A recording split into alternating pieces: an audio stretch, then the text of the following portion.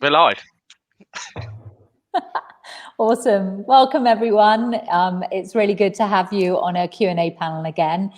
Today, we're talking about Shopify Plus, when, why, and how to upgrade. If we could go round and introduce ourselves quickly. First of all, Tim, do you want to introduce yourself? Hi, yes, thanks for having me. Tim Sumner, I'm a solutions engineer with Shopify Plus, and basically I help merchants decide whether Plus is a good fit for them or not, and if there are any extra bits and pieces we need to add on and come up with solutions to help their business use cases. Awesome, thanks Tim. Nathan, do you want to introduce yourself? Yeah, thank you. Nathan Lomax, co-founder of Quickfire Digital. We're a digital evolution agency focused on Shopify and Shopify Plus. We help clients maximize efficiency, profitability, and scalability through the use of tech. Awesome. James, you're up next. Hi, good morning. My name is James Davey. I'm one of the strategy directors here at The Armory. We're a marketing, creative and strategy agency specifically for e-commerce brands, helping them scale and do good stuff online. Awesome. And I'm Jay. I'm the founder of Launch Online. We are a paid media agency for ambitious advertisers. And today we're getting all together to talk in particular about Shopify Plus and why you would upgrade to Shopify Plus, perhaps if you're just a standard Shopify user, or if you're switching from something like Magento, maybe Magento 1.9, where you were needing the pressure to upgrade to Magento 2. We're going to talk about what Shopify Plus potentially could do for your business. So let's start right with the basics. What are the tangible kind of day one benefits that a merchant would have from upgrading to Shopify Plus? Who wants to take that one? Yeah, I'll happily start with that. I think it depends on whether you're upgrading from within the Shopify ecosystem, e.g. from Advanced to Plus, or actually if you're coming from, as you alluded to, a Magento 1.9, a Salesforce Commerce Cloud, VisualSoft, etc. The first app we always start from, because data is normally the most pointy part of any kind of transition, would be the Transporter app. That's a really nice feature available within Shopify Plus plans that allows you to migrate data, not only in terms of kind of product data, but also customer data. So typically when we're going through migrations, this is a retailer's biggest headache. So that Transporter app is a really nice feature that comes out of the box with Plus. The other features you look at with Plus is something called Launchpad, which is a scheduling tool, perfect for when you get to, well, seeing as it's nearly Easter, I guess an Easter promotion, but perhaps a Black Friday, Cyber Monday, etc. Really nice little tool that allows you to kind of plan new skins of storefronts or perhaps pricing promotions, etc. As you go through the Shopify Plus ecosystem, you've also got Shopify Flow, which is always I coined it as kind of the operations team's best friend. And it just allows you to trigger certain automations to overcome some of the manual processes that might be going on within the organization. So particularly within the world of retail, it's nice to be able to say, okay, if this, then that. So if this is going to happen, or if customer makes this decision or purchases this product or does this, then tag them with this or provide them with this or do this or do that. So that's a little bit on Flow, and I'm sure we'll talk about that in a bit more detail later. In terms of internationalization, you get 9 additional stores or expansion stores at no extra cost, which kind of opens the wider world. So all of a sudden you can trade internationally at ease. And so that's something, particularly when you're looking for that localized content. Those international expansion stores are vital. Also useful if you're looking to integrate a wholesale channel perhaps as well.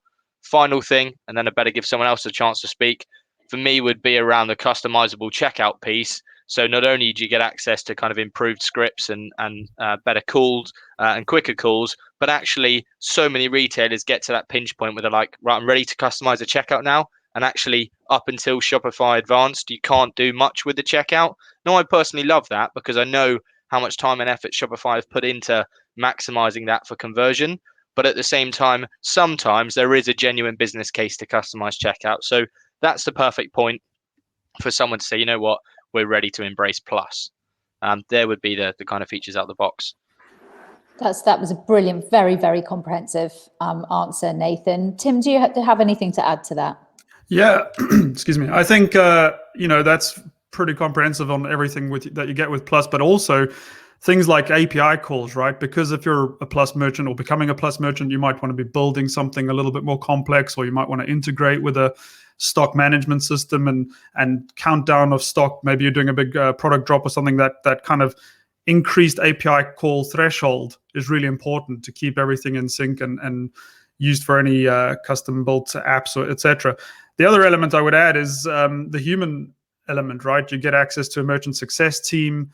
If you're coming from another platform, you also get access to a launch consultant. These people are very knowledgeable on Shopify and e-commerce in general, and can definitely guide merchants on their journey with Shopify. But yeah, I mean, that's pretty comprehensive what Nathan's already said. Yeah. James, how about you? What do you see as the kind of the day one benefits from upgrading to Plus? I think one of the big benefits is, so if you're coming from a Shopify core plan or standard plan through to Shopify Plus, there is no difference. So you don't have to learn something new. There's no new elements really to kind of change the way your business operates. Yes, you have Launchpad and Flow and some new functions, but they're not a massive change to the core function of what your merchandisers and your team will do.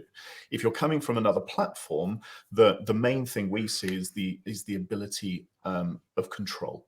So coming into Shopify, you have much more control for your team members in order to make change, in order to trade the website more effectively, in order to seamlessly integrate with previously certified applications that Shopify. The great thing about its code base is you have to certify the app in order to work within the ecosystem, versus some of the other marketplaces which run off an open source code base, that some of the apps don't kind of play well together. So you don't have that kind of issue to kind of go through. The last thing is the level of security and the elements that it brings into play, that you don't have to do all that PCI checks. You don't have to do all that compliance piece. You don't have to do the kind of SSL certificate kind of games that happen every 12 months, or, you know, your penetration testing, your pen testing to get your compliance certificates. So there are some real benefits from day one you get that historically you need an IT team or a support team to kind of work with you, whereas actually Shopify and the launch team at Shopify Plus help you go through that pattern and understand the ease at which it can take away some of those hurdles. What size would you say, how much turnover should a merchant be generating before they start to ask about Shopify Plus? So I suppose there's a number there that for me it's around about that 2.5% of your turnover for your license fee and your kind of monthly fees. So, you know, you are talking kind of the £1 million turnover mark for me is kind of a good benchmark for most brands. That's where you have seen significant scale. You can start to see multiple channels needed. You need that kind of internationalization possibly as part of your future strategy, that the monthly commitment with Shopify Plus, you would absolutely be paying with another provider of a similar scale. So, you know, if not more so actually, when we talk about some of the costs piece, I'm sure. But no, I think it's about that £1 million turnover mark is probably the tipping point. And then you're into exponential scale. Okay, so you mentioned internationalization there. Who wants to take that as a question? How can Shopify Plus make that an easier step to sell globally? Yep, I'll take that one. There are generally two different routes that you can follow using Plus. The traditional route has always been to launch a store per country or a store per currency, or even sometimes a store per language. If SEO is really important and you need to be on the Google index for Dutch and versus German and French and etc., then you might even consider doing it per language, even though they might all be trading in the euro, right? So the traditional route's always been like, okay, set up a store per country or currency. Recently, in the last 12 months, we actually launched multi-currency, and that's come a long way, and we're actually adding more and more functionality to that all the time. But that means you could actually do a single store with multiple currencies enabled. That's obviously using Shopify payments, but it just means you could actually experiment really easily. You could actually say, well, let's build a rest of world store and switch on Australian dollars, switch on Hong Kong dollars, New Zealand, etc., and test where you might actually have additional marketplace. But it's definitely either expansion stores to go international or switch on multi-currency and run a global store like that. One of the things I would have said earlier as well on the benefits of Plus Contract is you can actually manage a lot of these features like Flow across these stores using the org admin. So that's also quite a new feature, but it means you can actually control users and flows and publish them across all these stores. So there's quite a lot going on there as well. That's awesome. That's definitely something that we see from a client side point of view, that COVID has allowed these businesses to suddenly invest more in their e-commerce systems, and they are now selling globally. That had previously, a few years ago, been a bit more of a challenge with Shopify. So that's great to hear about those changes that have been made over the recent years. One of the things that was touched upon briefly there was SEO, and that's something else that we get asked about. We get asked about how Shopify differs or could be advantageous for retailers from an SEO perspective. James, that's something that you deal with quite a lot. What comments do you have about that? So I suppose it's a conversation we're always having with clients, because Shopify is seen as an out-of-the-box platform that quite a few people say it's a one-size-fits-all. There you go, that's what you've got. Well, actually, it couldn't be further from the truth. And actually, from an SEO perspective, the behavior of getting your code optimal for both page speed and crawlability, let's call it that. So the ability to be indexed and the ability for a large volume of pages to be indexed is down to the way the code is written. There are some nuances. So the way that Shopify deals out of the box with canonicals, but that actually is a very simple change, and that can be made very simply. So canonicals are where on a particular page you are guiding Google to say that actually I'd like you to consider this page instead of this one instead, for example. So that's something that's a very simple change. The piece that we do see with Shopify is due to its vast content delivery network, its global network of content servers around the world, that the speed for the end user for international SEO in particular is really, really solid. And if we think around page speed and more what Google is classifying as customer experience, that comes down the line, we believe around about kind of May time with its change to really focus on the speed at which the first item is delivered on the page from the server, the speed at which the full page is delivered to the user. Then we have seen since December, one of the updates from Google in December that came through, we've seen for 99% of the Shopify stores that we're operating and working with our clients, we've seen an SEO benefit because of the speed at which those servers are returning that response back to the user. But at the end of the day, it's down to how you build that theme and how you build that code for the page to make sure it's as crisp and as clean as possible for Google to kind of consider you positively.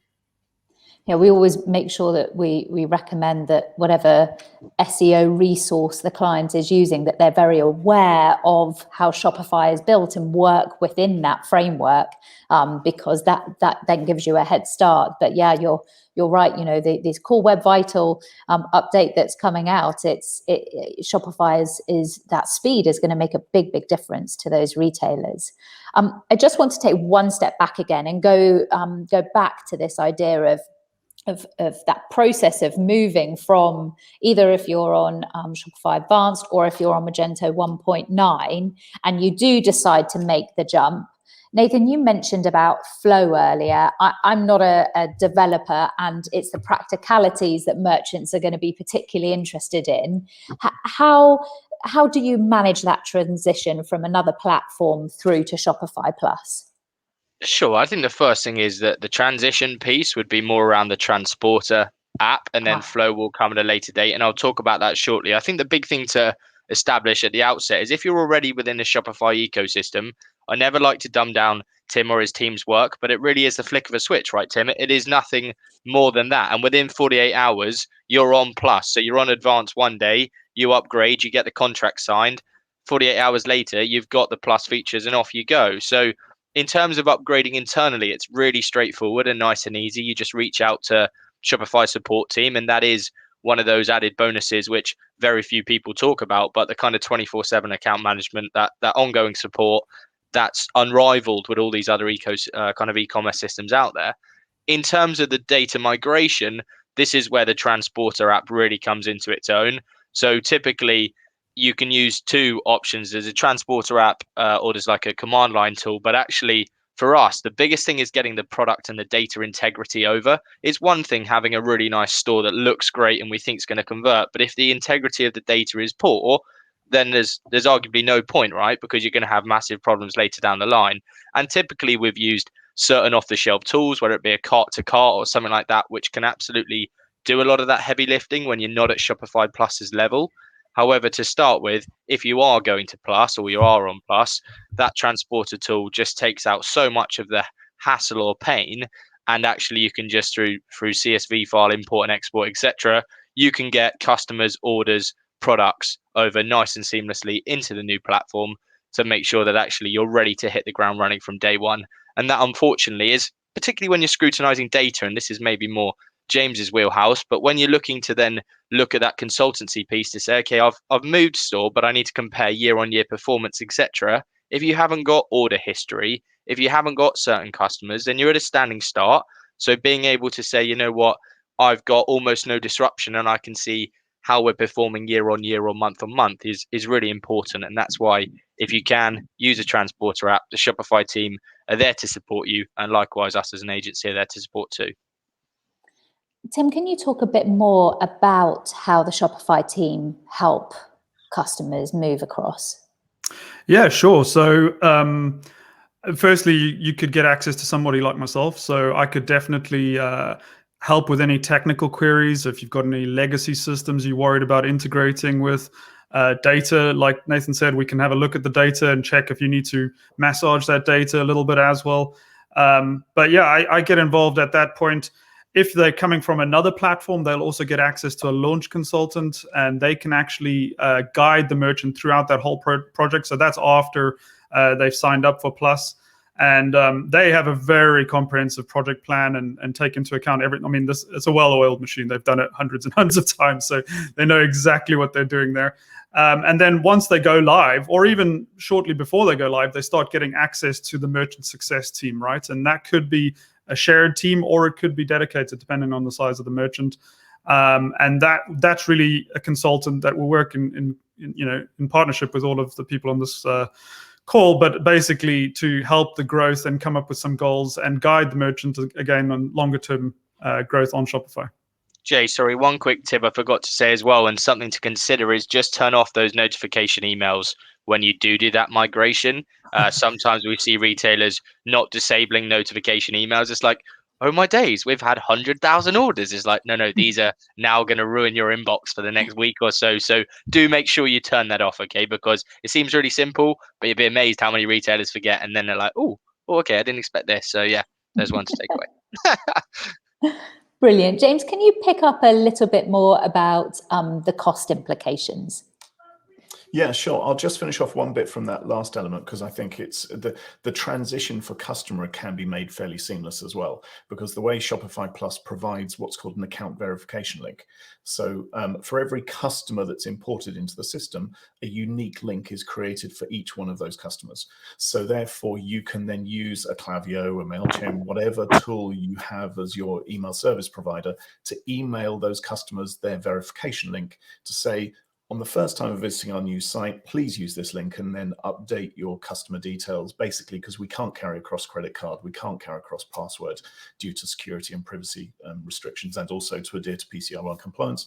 So therefore, it's a case of giving them the opportunity to make sure their account is ready to make that first purchase. Something which I know we worked with the guys on Quickfire Digital for a couple of clients is also when they get to that point in the checkout that says, do you want to log in? We're saying, you're new, click here to verify your account first. So there are ways that customer migration also works that Shopify have thought about that most other platforms struggle with.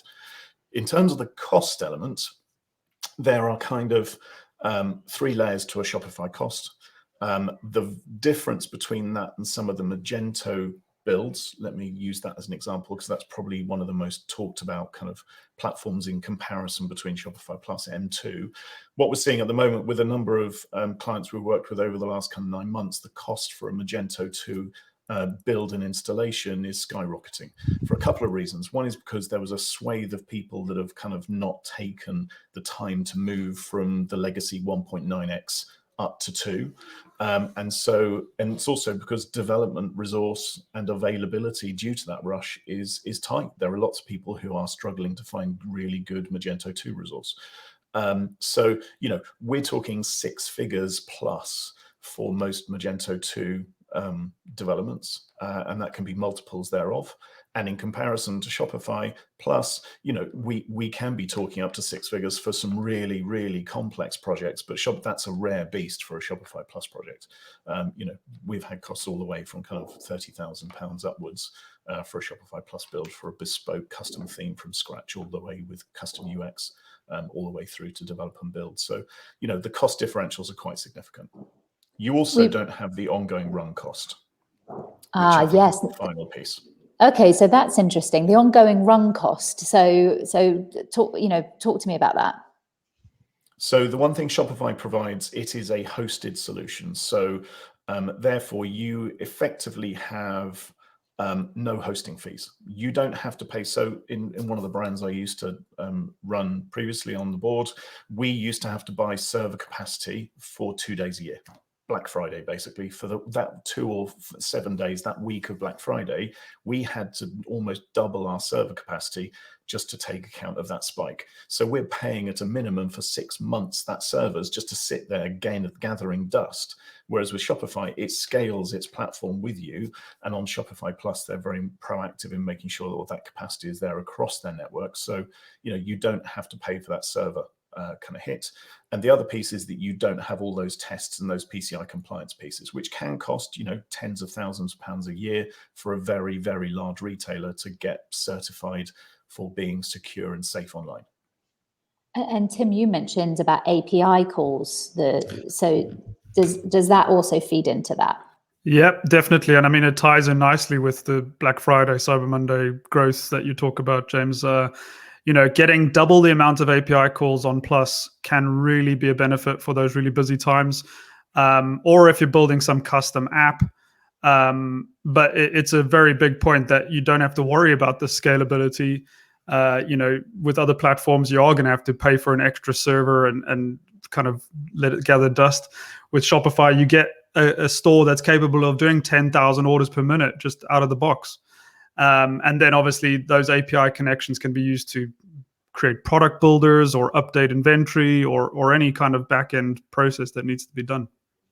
We had a number of retailers when the pressure came on to move from Magento 1.9 to Magento 2, they reconsidered platforms, and a number have moved to Shopify Plus.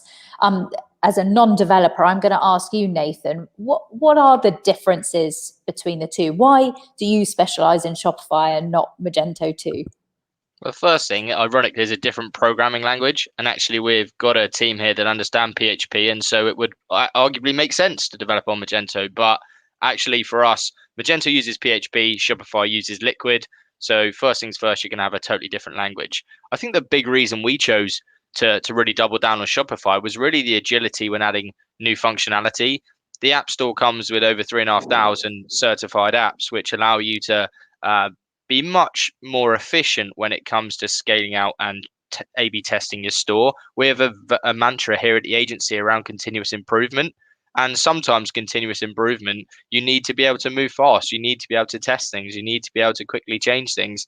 And sometimes on some of these other platforms, it can take days and days of development time. So I think that was really encouraging for us. I think the piece the guys mentioned about the PCI DSS level 1 compliance, actually too often that burden is put on the retailer. It's like, okay, you've got to go and sort out your SSL. You've got to sort out your compliance. With respect to many retailers that we deal with, they wouldn't know where to start.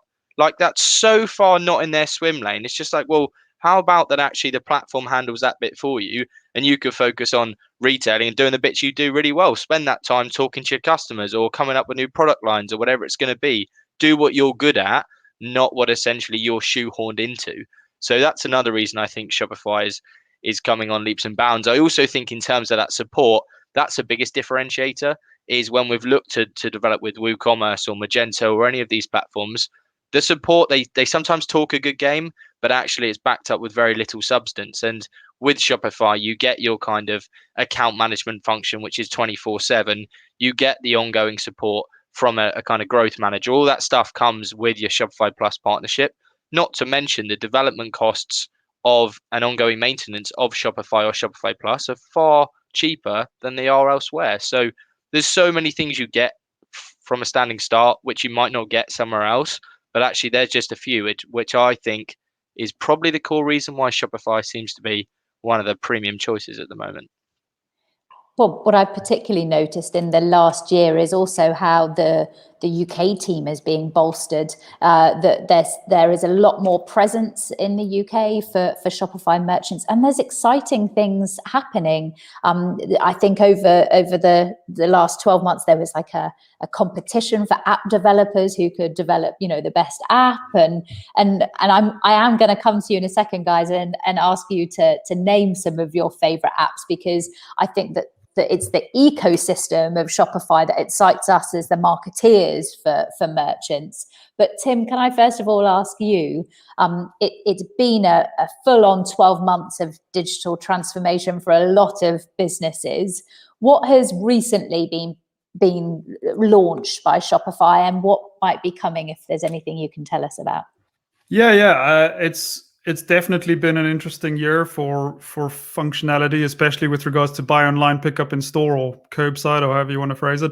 I think we're definitely going to expand on that some more, and helping the retail bricks and mortar shops that are coming back online as we come out of this pandemic, hopefully to get back on speed even faster. And that's one of the other great things about Plus, is you do get this point of sale functionality included in Plus as well. So if you are looking at reopening your shop, that's really something to look into. But on a longer term roadmap, we have our yearly conference, Unite, which definitely everyone should sign up for that again. And I'm sure we'll see themes around B2B. So like we spoke about earlier, how to go international, you might use expansion stores to go international. With Shopify, you can also use one of those expansion stores to create a B2B store, for example, and sell to other resellers sell your product to other resellers. So historically, we've not had a great B2B solution. There is a solution called Wholesale Channel. It doesn't fit everyone's requirements, but it is there. So we'll be revamping that and relaunching that hopefully sometime this year. The other big area we want to get into is making Shopify more accessible for headless. So we already have the storefront API, but it's not. We want to make it even better, right? So no matter what CMS or what front end you want to use, you should still be able to use the Shopify storefront API in any way you want, and get even better with that. So making headless a much bigger element there is another theme. And I mean, yeah, definitely sign up for that Unite event. It should be May, June time, so it's around the corner, and you'll see everything else that we're going to announce then. Yeah, I highly recommend that. And also, as part of this group, we've got an event coming up soon all about buying through social channels and social commerce with Shopify. Yeah, TikTok. That was something we launched just the other week. Yeah, that's a huge thing. Yeah. Absolutely. So Nathan and James, come on then, your favorite apps that your merchants are using. I'm going to let Nathan go first and hope he doesn't pick the three that I've got in my bag. Oh, James, thank you. I think the first thing for many Shopify retailers, I'm going to change the ones I did on Clubhouse the other day. I think focusing on page builders is something that we're seeing more and more interest from, where people are saying, you know what, you don't want that kind of almost like a fields anywhere approach. You look at when you use a Shopify theme, you kind of get this ability to change certain modules. So the homepage is always customizable, but sometimes the frustration is the about page and some of the other pages are a little bit limited in what they can do. And so sometimes we see people, rather than going and custom coding it and going for that kind of advanced custom fields or something like that, they'll use a Shogun, or they might use a Gem Pages or something like that. So being aware of those page builders, I would say, is definitely worthwhile. Just think about the cost benefit analysis. And the reason I say that is, just a short while ago, we were talking about core web vitals and performance and page speed and everything else. So yes, you can have total customization over page layout, but there is an opportunity cost to that. And of course, naturally, you're adding more code, you're adding kind of more customization. It's going to slow things down potentially. So just be aware of that when you're adding all these apps that we're talking about. I think the next thing is we're building up quite a nice relationship with ShipStation. I've enjoyed working with those guys and kind of the courier piece. And sometimes with logistics, it's all well and good firing new sales through the channel and aren't we doing great, but actually you haven't got the substance behind it to get the packages to the customer or to tap into the latest delivery rates or anything like that. So a tool like ShipStation has been quite useful.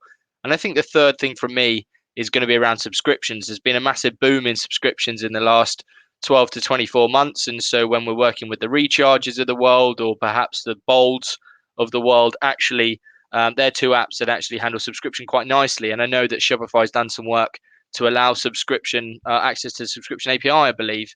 But actually, if you're looking for apps, those two would probably be where I'd start. James, I hope I didn't tread on any toes there and choose any of yours.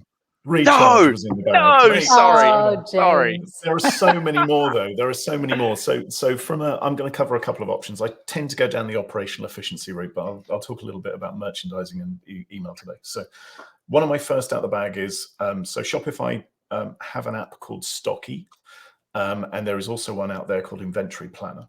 Now, those two apps sit in the same world. They are enabling a merchandising team or your buying team to project the speed at which they need to order more stock.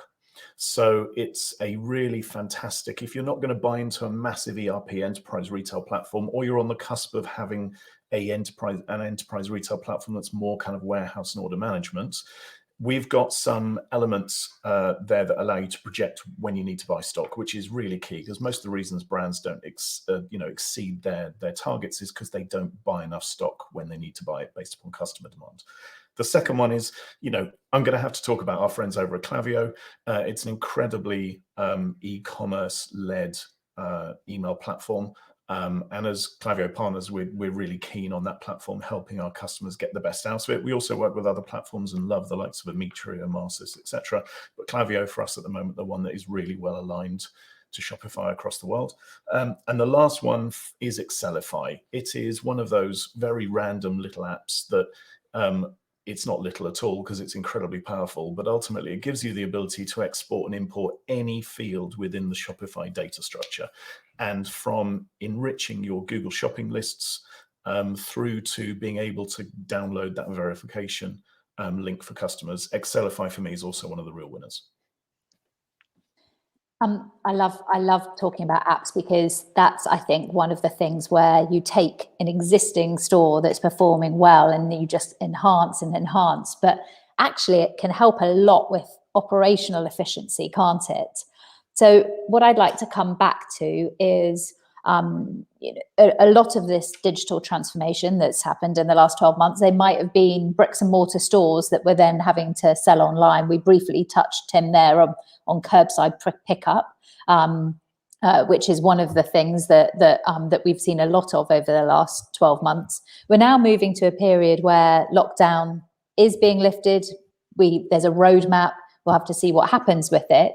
But can we talk about how those retailers that have seen that growth, that now means that Shopify Plus is an option to them, where maybe e-commerce was only a small part of their business before, how they can try and integrate the bricks and mortar to make it, I love this, clicks and mortar, and what either apps or processes or operational efficiencies that Shopify Plus can help with POS systems, etc. That's a big subject there. Who wants to start unpicking that?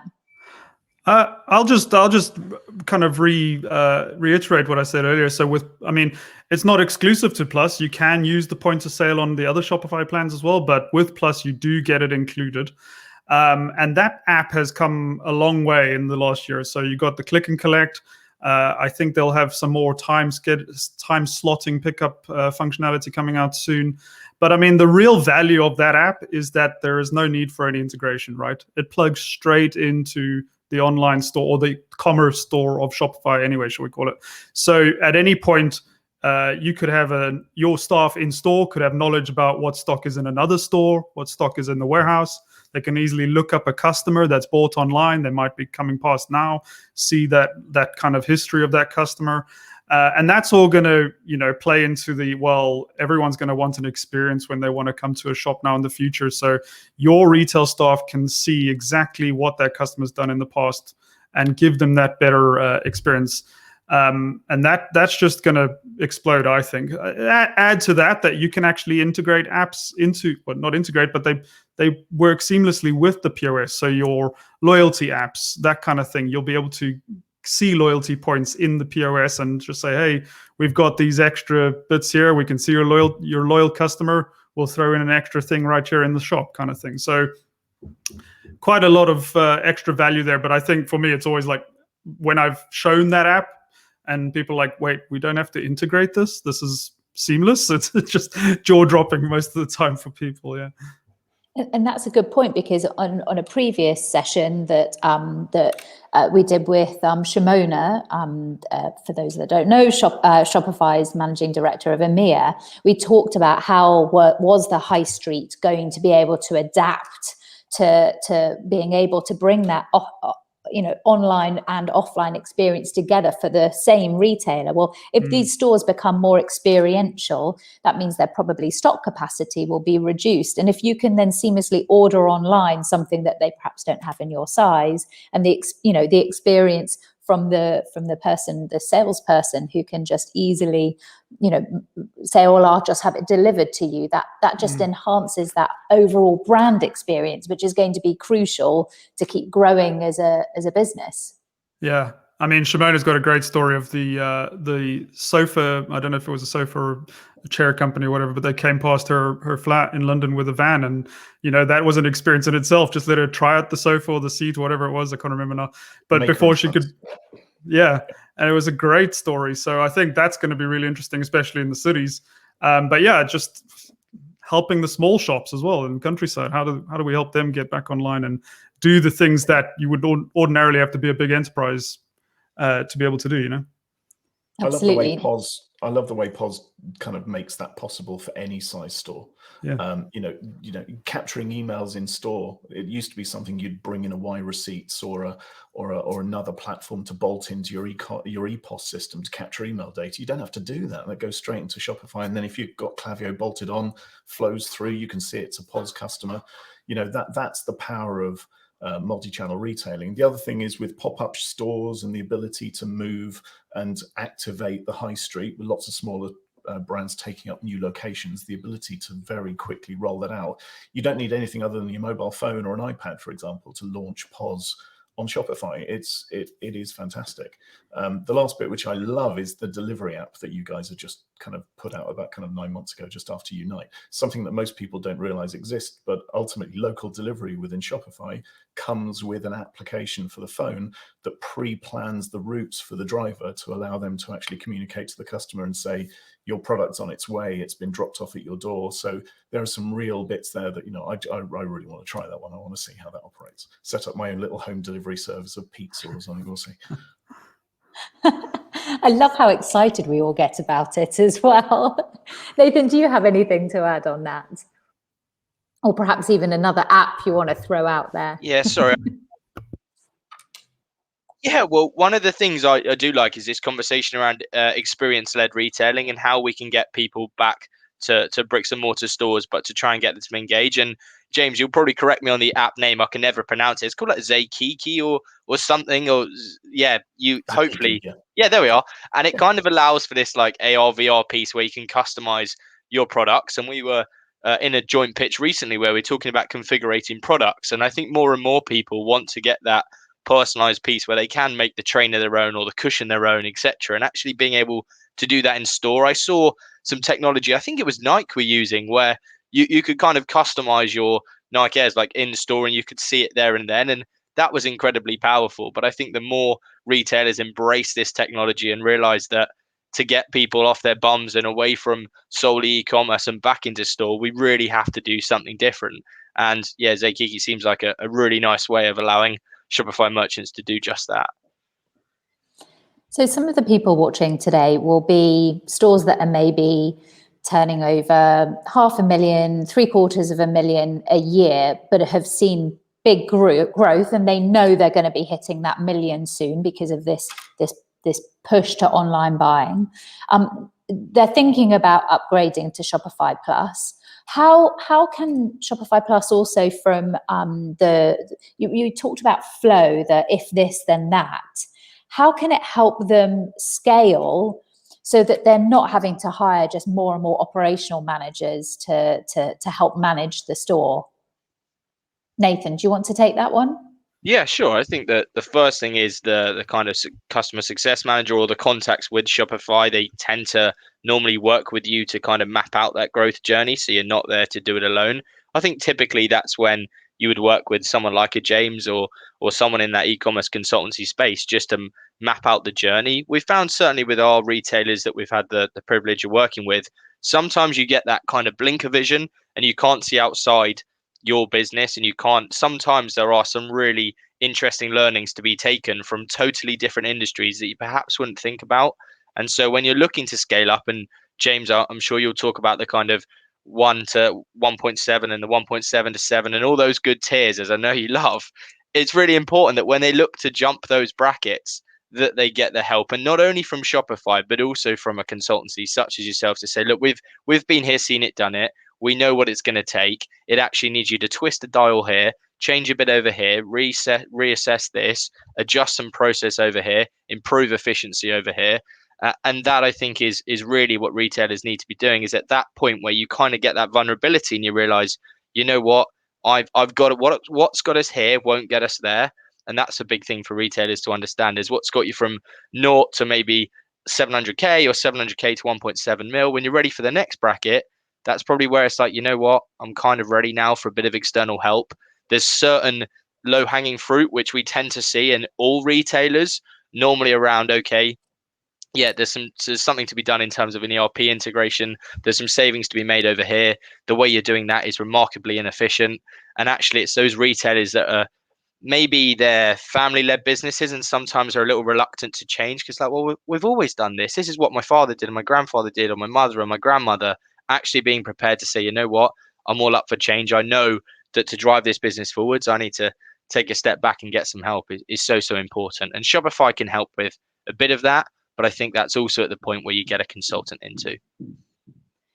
James, have you got an example of that journey that an e-commerce retailer goes through?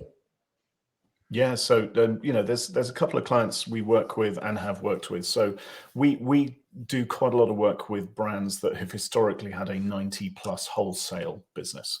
So whether that's the likes of a Bremont watches, a Casio, for example, Y watches, I don't know, I quite like them. But that's an area. But also we're working at the moment with a client who specialized. They're one of the leading meat wholesale companies in London. They deliver to most of the Michelin-starred restaurants around London. And ultimately, with the current pandemic, that pretty much disappeared overnight. So the transition they've had to make into a digital space has been incredibly fast. The benefit they've had is that onto Shopify Plus gives them that capability to take volume, gives them the capability to work through with their local delivery drivers. So the branded vans that they were sending around London delivering to restaurants have been immediately repurposed into delivering to people's homes. So therefore, the numbers we're now delivering, we're into multiple millions online, just literally in the last kind of 12 months of helping them scale into that process. And it isn't an easy process because they're now talking about processes and procedures that they've never had to consider before. What does production capacity look like for producing boxes of meat rather than large multiple stacks of steak, for example, that's going to get carved up? How are they going to now package everything? How do we go into a homemade range that's a little bit not ready meals, because that's the furthest from it possible, but that kind of new process. They're having to learn a whole new language as a business.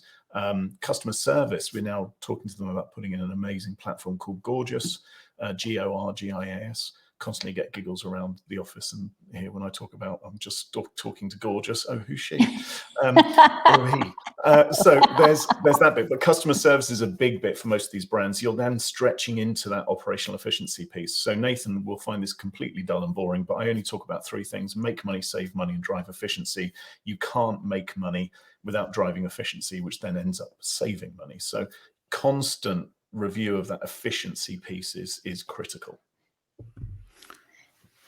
Tim, do you have any examples? I mean, there are tons of examples on our site. I think one I used to talk about is Sasky Collection, an athleisure brand, and they used Flow to automate the removal of a product when it runs out of stock, or you could actually remove it maybe 10 or 20 items above the run out of stock level, right? So that you've got a few extras for returns and exchanges. They also used it to mark fraudulent orders. So if somebody, I don't know, random too high order or from a random place in the world, that kind of thing, where you're not going to be shipping to in the first place. Brand loyalty as well. So, some of the apps James mentioned there, Loyalty Line and Smile.io, they plug straight into Flow. So it's, again, no integration, all seamless. And you can automate the loyalty side of it. So when somebody passes, I don't know, £1,000 for the year or 2 or 3 years that they've been shopping with you, you can actually send out a reward or send out a gift voucher automatically. Some of the others I like to see is refunds. People send something back, but nobody ever follows up on that. And that's where the gorgeous apps come into it again. But Flow is the bit that triggers that off and says, hey, why did you refund? Let me send off a message to Gorgeous, and Gorgeous can then start that process off again. So it's all about automating as much as possible. And to your point, Jay, earlier, it's not a developer app. It is a business user app. You don't have to know any lines of code. You can if you want, but it's really almost everything can be set up in there without any tech needed, shall we say. In fact, I'm going to come back to that point, but just before I do, we've got about 10 or so minutes left before we wrap up today. We're talking all about Shopify Plus, why, when, and how you upgrade. If anyone's got any questions, please do ask them. This is a great opportunity to have some brilliant minds. So do ask away, and we'll see if we can squeeze those questions in at the end. Tim, you were just saying there, it's a business system. But some of the challenges that we've seen some of our merchants is where, and in fact, I think, Nathan, you raised this earlier, people adding lots of additional apps and then deleting them. There is legacy code then is left. So you should be speaking to someone who knows how to keep the code tidy, because otherwise it slows down the whole system, doesn't it? Yeah, I mean, I would say anything that affects your front end or your theme, the website part of your shop, there could be a little bit of code left in there. And it would be useful for, Plus agencies, etc., to help, give you a hand and just clean that up if needed, just speed it up again. My personal advice is always to be like, well, whenever it's something just in the front end, maybe get somebody to code that into your theme for you. So you're not using an app to insert and remove code over time, and that could affect your theme. Apps on the back end, obviously you can go nuts because it's only using the APIs and only talking to your API endpoints of your store. So that's not really so much a problem. But yeah, it is a good idea to have somebody review that and just check if you've got any old legacy app code in the theme to just speed it up again. Yeah. Nathan, have we had a question? We have, yeah. It's coming from Glenn, who's asked, for a business which is currently using a bespoke e-commerce platform past the 1 million threshold, which James mentioned, would it be recommended to move to Shopify Plus via the headless approach first? And with that, what are the advantages to migrating fully to Shopify Plus beyond using it as a headless SaaS? I mean, I'll take a first shot at it. I think the needs for headless are very specific, and it's really only if you want to build very complex or very different front-end experiences that can't already be done in a Shopify theme. And I can actually show you examples where they are completely not looking like a typical theme. So you can really create as much as you want in a Shopify theme. So what I would say is first have a look at the Shopify front end and have a look if you can create all of the experiences you want in that normal front end, because that's part of the service, right? You're getting a front end from Shopify that's lightning fast around the world. So you may as well give that a go first. If you're then, I would say, then growing dramatically and you want to create very custom experiences, or for example, you want a progressive web app for Google or something like that, then maybe you can consider headless. But I'd always ask people, like, do you really need headless? Do you know you're going to have specialist developers for headless? It's going to cost more. why not give it a go on the Shopify front end first and see if that can do everything you need for your business first. That's great. Does anyone have anything else to add into that? Because I know that there are more questions coming in. Yeah, I definitely think headless is a horses for courses conversation. I think, Tim, the PWA approach for me is a really nice use case, because where a brand is trying to blend, where ultimately a brand may be content first. So let's take a brand where ultimately, let's use Nike as an example, where ultimately they're very much a content, or historically have been a content first brand. So therefore the site is designed to create an enriching experience with actually the tills tucked away in the background. That's not really the point of the site being there, which is a bit counterproductive now, but that's beside the point. So, if a company is looking to bring that experience into an application, so it sits on your device, whether that's native or otherwise, then ultimately using headless can help bring a layer of conversion and real-time product information and product data into that experience without having to load that all into a separate content management system or bring that in through a product information management system. It's using that unified data set within Shopify to provide that. But ultimately, that can also be done through the likes of Tapcart, where ultimately it's using the APIs in the background and the speed of using Shopify as a back-end production house and also a front-end web house. So, it is really horses for courses. Headless can be significantly quicker in terms of delivering that content. But again, that just purely comes down to the quality of code that's written about delivering that front-end experience for the user. So, Shopify itself, if someone is saying headless is going to be quicker than Shopify Plus, no, it can be as fast, it can be faster, but Shopify Plus, if created in the right way in terms of a theme, can also be lightningly quick. Yeah, that's great. Nathan, have you got anything to add to that, or some more questions that have come through? Yeah, I've got a bit of both. And one is the cynic's view that actually a lot of people go with headless because they've heard this buzz term and they think that's the solution as opposed to Plus. And actually, if they investigated Plus fully or knew Plus's capabilities, they would maybe not necessarily rush into the headless piece. So just make sure you speak to someone. Again, I understand the need for headless on certain occasions, and I understand the perceived benefits.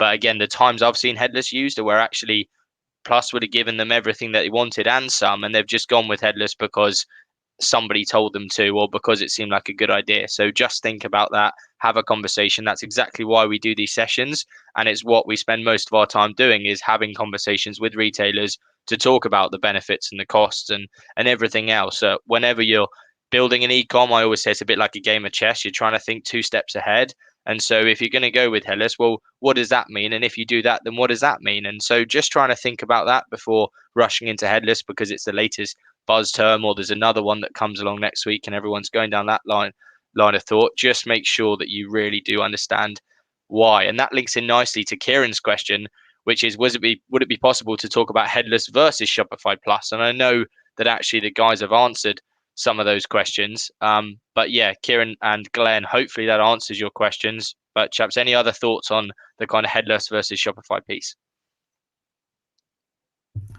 Not really. I would just caution, it is going to cost more in terms of dev resources upfront. And that's not normally something that Plus merchants at the 1 million mark are wanting to spend money on. I think it'll be interesting to see how changes to our front end this year is going to sway people from maybe not going headless, because the main reason people go headless, in my opinion, is for that progressive web app or the speed factor. So I think this year we will see a lot, and it has already actually in the last 6 months. The Shopify front end has increased speed quite a lot dramatically. So I'd say watch this space, but don't just jump on headless because, like you say, Nathan, it's a buzzword actually, and sometimes it's perfect, like you need it, and sometimes it's just unnecessary, in my opinion. Jay, there's been another piece coming from Glenn. I'll let you finish off, James, and I'll come back to Glenn because he's got a good point here, which perhaps we can pick up further. I think let's be honest. Headless commerce is not a new thing. It's been around since the dawn of the internet, because that's effectively how a commerce stack is actually built. So there are some nuances in terms of what headless specifically is, but ultimately the ability to draw and link layers based upon their capabilities and their specificities of being relevant is really important. So I think, headless is a buzzword, and it does work for some. Let's Gymshark, for example, they're really, even Shimona said, they are probably one of the clients on the Shopify Plus platform that are pushing it as hard as they possibly can in terms of its capability and its stretch. So therefore, there does come a point where with, 20 or 30 international stores localized for each market with Shopify Plus as a headless entity underneath, that starts to make sense. But definitely not for a brand at $1 million turnover. Glenn made a really good point here in that his rationale for the headless approach is due to already having an established e-commerce platform built in-house. Would it make that migration process easier to go headless? And he's thankfully not one of these people that's just picking up on the shiny new paradigm of headless. But do we think that actually, because of the fact that he's got his custom system in-house, maybe headless is a better option for him to make migration easier, or actually not? I would have to have a look at the website, but I would say probably not. The headless element of it would possibly make it more complicated, because you are going from this one bespoke system to possibly 2 or 3 different systems. You might have a contentful, you might have another framework on top of that. You're going to mix 2 or 3 things, and it will require that extra dev resource to begin with. I don't want to talk it down. It definitely has its benefits for different reasons. But I would say, yeah, just because you're in a bespoke system right now doesn't mean it's going to make your migration easier to go headless. And Tim, that's a good point as well, right? Is that actually at no point would we want to be detrimental to headless or say anything derogatory about it. But at the same time, unfortunately, many people go in with a lack of information. But in Glenn's case, perfectly valid question. I think, it's certainly something to consider. But as Tim said, maybe it doesn't give you that ease of migration that perhaps you're looking for. And this is the kind of thing I talk to the merchants about, right, during that first few calls when they're considering Plus. So I'd encourage them to get in touch, and we can, have a chat about it. And it might be that it is the case. I'm not sure what he's selling or what experiences he needs to create, but it typically doesn't have to be that way. That's brilliant. Well, there's about 4 minutes before we wrap up. Are there any other questions? If you pop them in the chat, we'll see if there's any other questions that you'd like to ask. Just a little summary for each of you about kind of why people engage with your services, what it is that you're trying to do. James, do you want to just explain kind of how you help these merchants go through to Shopify Plus? Absolutely. So we spend a lot of our time as part of what we call our e-commerce excellence program, scaling brands to a point where Plus makes logical sense, and where through either investment or the search for investment, they're needing to add certain channel or product elements into their mix to help them gain that investment to scale for the future. So Plus is a great enabler for that, especially in the internationalization world, and especially if they're in the truest sense, a brand that wants to bring an experience, a personalization element, a customizable element, or something that's really visually impactful that we can then use other applications and other things around the Shopify ecosystem to enrich that experience. So, for us as the Armory, we're all about making sure we get the best web UX and design for a brand into an ecosystem, and then ultimately helping those brands manage as a flexible strategic and marketing resource underneath to help them scale that business in conjunction with like yourself, Jay. Awesome. Nathan, how about you? Yeah, certainly for us. I mean, there's 2 sides to this. One is the actual Plus builds themselves. Now, we work very closely with the team at the Armory, who do a splendid job in terms of UX and design and getting that prototype and concept put together. But then actually it needs to be built, right? And that's the final piece of that puzzle. And that's where we will come in to essentially take what the guys had created to kind of bring that to life and to make it fully editable, etc. So that's the bread and butter with Shopify right through the ecosystem, very from kind of Shopify Lite all the way through to Plus and beyond. But I think the other piece is normally people are engaging us for that kind of crow and support. And I think that's a big piece where we're going to a platform like Shopify to be more agile, yet actually maybe the retailer isn't in a position to have a full-time in-house developer or several developers, and therefore actually to get onto some kind of support package that says, okay, for the next 6 months, we want to be doing minimum 40 hours a month development to keep pushing this forward, to trying new things, to trying to get those marginal gains.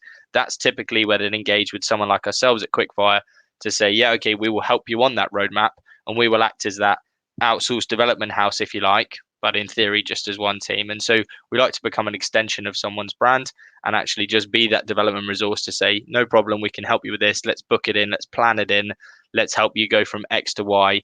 And actually that's part of the reason why we set up Quickfire, right? Is not only to take the tasks from the kind of retailer, but also to say, have you thought of X? Or when we did this for this retailer, we achieved A. Have you thought about this? I appreciate it's a slightly different sector, but actually there's some real learnings we can take from this. And so that's really where I think we come into our own. And Tim, if people are interested, even if they're not already within the Shopify ecosystem, if they're moving from another system, what do you recommend as the quick next step to have this Shopify Plus conversation? Well, obviously, get in touch with any of us on the call here, but also hop onto the website and you can fill out a form. You'll get a call from a sales concierge person, and they can do a quick 20-minute chat with you.